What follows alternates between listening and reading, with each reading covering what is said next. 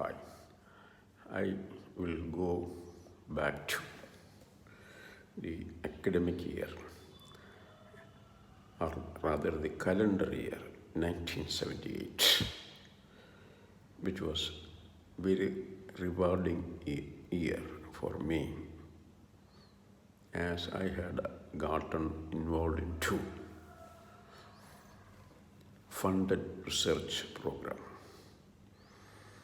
In fact, it is the second sponsored program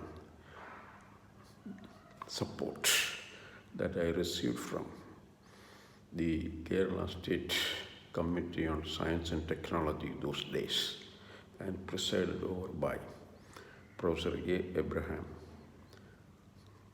professor of a senior academic in the University of Kerala.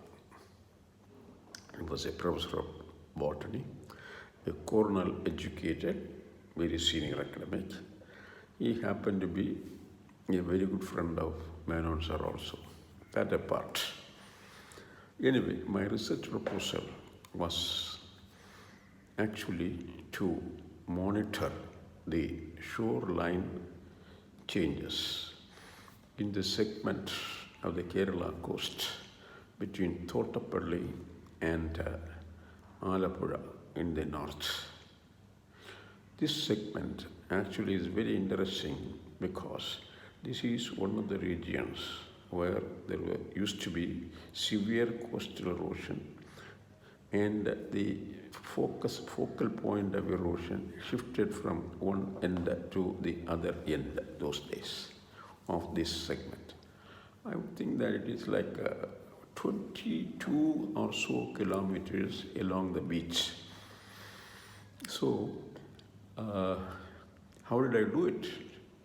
Well, when I was in Syracuse, a fellow graduate student by name Barry Cohn was monitoring the beach profile changes in the southern coast of Lake Erie for his master's thesis. In fact, I had accompanied him over to the beach on weekends because you always needed some kind of a help during the field work. So Barry used to invite his friends to accompany him over to that study area. And once Barry asked me whether I was interested in going and watching and participating in the type of activities he carries out in the beach. I said yes. So those days, for example, in the 70s, those days, the coastal erosion, a global phenomenon, beach erosion, a global phenomenon, was a point of attraction for creating new knowledge, remedies, and mitigation measures based on science and technology. In fact, the U.S. Army Corps of Engineers, they had published what is called a Shore Protection Manual, a 2-volume set. And Barry Cohn actually had used a surveying technique which was proposed once upon a time, early 1950s, by Professor K.O. Emery, who is also, otherwise known as the father of coastal geomorphology and marine geology. K.O. Emery had an affiliation with the Scripps Institution of Oceanography in Southern California. And there is a Scripps Pier also. The Scripps Pier is very famous, and the beach is also exceedingly famous in the minds of marine geologists, because the beach will disappear. The beach disappears in the sense all the sand deposits in the pier will disappear during the stormy weather or during the seasonal rainy and stormy days. And the whole beach will be built back during the calm weather. That is the importance of the beach on either side of the pier, which is called Scripps Pier. Well, what reminds me now today is our Valiyadura Pier in Trivandrum. On either side of it, north side of which, as well as the south side of it, are undergoing severe erosion in a cyclic manner for I would not say time immemorial, time immemorial, that is fair to say.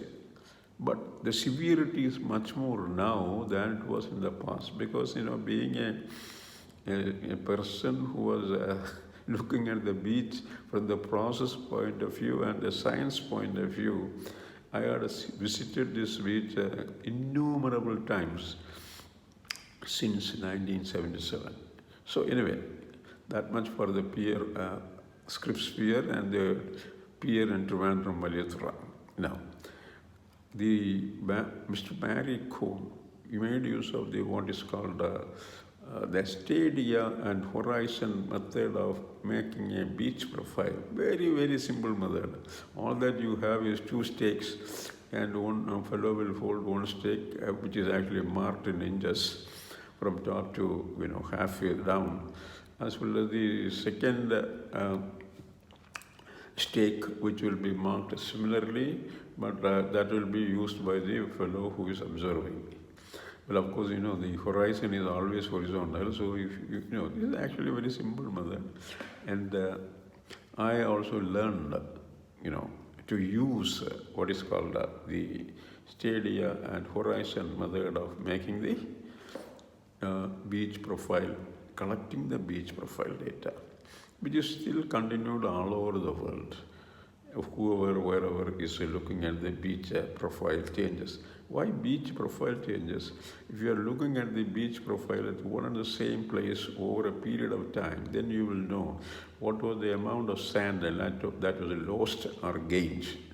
So when sand is gained, actually there is an accretion of the sandy sediment, and when there is a loss of sand, there is a erosion, and the erosion might not affect anybody if there are no one, settled in the area, unlike our beaches in Kerala, especially south of Kochi. If you go north of Kochi, the settlement along the beach is not as dense as it is in the southern part, in the Travancore and the Kochi area. Travancore, I include very plainly the Kanyakumari district, which is now in Tamil Nadu also, part of Tamil Nadu. So, when I got the money, I had to start my work on this. One of the things that happened those days, toward the end of 97 or mid 1977, not 97, 1977 was, the Department of Geology received what is called a UGC special assistance, about 3 lakhs, for purchasing a 4-wheeler to enable the teachers as well as students in doing better number of visits, larger number of visits to geologically interesting areas. So, we debated about what type of vehicle we had to buy, and finally decided with that money we can buy only a standard 11-seater or so vehicle. So that vehicle was there already. In other words, we purchased the vehicle toward the end of the 77 financial year, that is actually before March 1978. We had a driver also, one Rajashekaran was the first man to drive the vehicle, who used to be a driver in the main office of the University of Kerala. So, this vehicle was autographed like Department of Geology, University of Kerala, so on and so forth. And there was a garage that was built especially to store the vehicle. And one of the things Professor Menon told me was, hey, Vikraman, you have to use this vehicle. Otherwise, we will have a problem. We will have to justify the presence of vehicle in the department. I said, sir, yes, no problem. Then what I did, I almost every month I used to take my class, undergrad, in the first year MSc as well as final year MSc. And to the field area, talk about the geology, geomorphology, so on and so forth, etc. Then another interesting thing that happened was in 1978. I had to, build the contraption of the steady and horizon method, which I then called the emery rod set. In other words, it is a frame which is connected by two links, wooden links. It looks like a square, a rectangle, and connected by a rod or a piece of timber at just above the 1 foot above the bottom on both, as well as 1 foot or 9 inches below the top end. And these two stakes are the pieces of timber. Teak wood, of course, that was what was used to build. And that had actually exceedingly well crafted markings with every inch. Every inch is marked. And marked in the sense using a nicest saw that was available those days in Trivandrum, in Trivandrum, with any good carpenter. So I had the so-called good carpenter who was working in my friend now late Ramasarma's home in the Vinayak Nagar in Karamana. So, I had this what is called the original paper by K.O. Emery on measuring the beach profile using stadia and horizon method, and in which there was a drawing also. Plus, I had seen how it works with it and worked with it whenever I accumulated 3 or 4 times to give company in the field to what is called Mr. Barry Cohn. Well, of course, after his master's thesis, he was a student of Bryce Sand for his master's thesis, and once he completed the master's thesis, he worked on the water levels for 2 centuries, using 2 centuries of data in water level in the Lake Erie with Professor Joe Robinson, who came from the Shell Oil Company to an academic job in the Syracuse University Geology Lab. He was a mathematical geologist and a good friend of Professor Merriam. And of course, Barry's thesis then onwards was PhD thesis was related to using Fourier transform or Fourier whatever method in rebuilding the data, was lake level in future. From the use of hindcast data, hindcast record. Not hindcast, back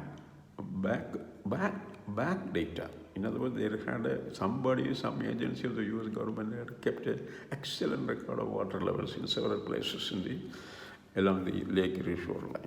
Well, that data was available. Barry used it, and in order to predict what will happen to the Lake Erie water levels in future, how it will affect the coastal communities and the beach resources. Beach is an excellent recreational resource in that country, and so on and so forth. So I took this copy over to Ramasarma, copy of Emery paper over to Ramasarma's home, and Ramasarma, I and the carpenter sat together. I made what is called a narrative of what the intention of this so-called contraption was, and how he could help me to build this. Ramasarma was explaining in a second time also to the carpenter. The carpenter is a very intelligent fellow, apparently, because when we spoke to him, he understood practically everything. Then he himself drew a sketch in a piece of paper and showed us, this is what you would like to have on when it is finished. I said, yes, exactly. So it is 5 feet tall, 4 rods of 5 feet in length. 5 feet. Those days, that is the unit we used. Then on that rod, in a pair of rods, there will be markings. In other words, using a blade or a saw, there will be 1 inch, at 1 inch interval, there will be cuts. That is to enable our measurements. And the other two will be actually two links, one fitted to the two, 9 inches below the top, other will be fitted to 9 inches above the bonnet, connecting two rods. And this is not a permanent thing. When our work in the field is done, what we will do is we will dismantle it. In other words, there will be two hooks, some kind of, very simple contraption. And then all the four pieces will be carried on our shoulder back to our van. Ashore. In other words, we used to measure out in the water also when the sea, becomes a little calm. So, Dhamma Sarma also was very much keen about what I was planning to do under the sponsorship by the Kerala State Government Technology Science Committee, etc. And Ramasarma was one interesting thing. This is a great man who used to come and along with me on all the field visits from his home. He will take a half a day's casual leave on Friday. We will depart from Trivandrum because we have our van. We will depart from Trivandrum by about 4 or so. And then we will stay in the field for Sunday and Saturday and Sunday. And Sunday night we come back. That is the plan. Mohan Kumar, another excellent friend of mine and a geologist teaching in the University College, along with Rama Sharma, he also used to make sure that he also accompanies our field. Then I had recruited what is called a field research assistant, Mr. J. Raju, who graduated in 1978 from the Department of Geology in the University of Kerala, who was in my class. And after, those days job was very difficult and much worse than what it is today. And Raju did not find any job. Then, occasionally he will visit me in the geology department. Raju hails from some place in the Artingal Varkala segment. And no, Mama. So you don't have to go even to Artingal. And then, once the money was available, I wanted Raju to join the project. I typed a letter appointing Raju as a research assistant. And of course, with the permission of Menon sir, I made a seat available for Raju in the space occupied by Mr. Krishnalal. Now a word about Mr. Krishnalal. When I came back in 1977 January, I told Krishnalal that what Krishna said was, Vikraman, you have done a great help to me. I have applied for what is called admission to a graduate program in the Hero Geology Lab in Syracuse University based on my own suggestion once upon a time. That is not once upon a time, actually during the fall of 1976. So I had spoken to Dr. Miriam also about, my friend Krishnanath or any of my colleagues who would want to do a PhD. Miriam asked me, hey, Vic, do you think your friends are as good as you are? I immediately answered, sir, they are far better than me. I am probably one of the dumbest in the department. Then he had a big laugh. Okay, let you apply. We will consider, faculty will consider. But one thing, what is that one thing? In the first semester, there will not be any financial assistance from the department. Instead, they will give a tuition waiver. In other words, you don't pay the tuition, which is something like $3,000 or $3,000. But of course, the person who joins will have to, on a tuition waiver, will have to pay the fee. So that is, then actually what had happened was by April of 1978 or so, Krishna left for some reason on higher, no, not April. Krishnanath in 1977 fall joined Syracuse University as a graduate student. So the room seat and that space was vacant in my room. So because Krishnanath and I were sharing the same room for a long while, during our entire career, I should say. So Raju was seated there, and of course we had done what is called a reconnaissance strip with our emery rod and with the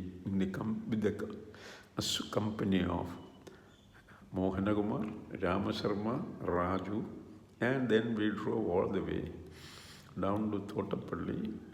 We stayed in Haripada TB overnight, and morning we appeared in Thotapalli on the north side of the northern abutment, and stopped and then looked up for a field guide, a field assistant.